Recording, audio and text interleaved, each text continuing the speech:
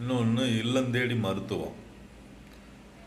பிரதமர் முதலமைச்சர் சொல்கிறது ரோட்டுக்கு மருத்துவம்.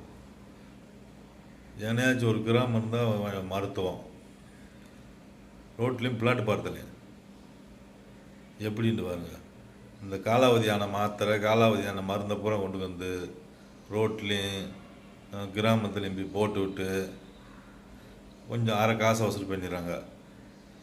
இந்த மக்கள் கம்மியான விலைக்கு ஊசி போடுறாங்களா, பரவாயில்ல, 4 நாள் போடுவாங்க, திருப்பி சரியில்லைன்ட்டு திருப்பி வேறு சிட்டிக்கே போவாங்க.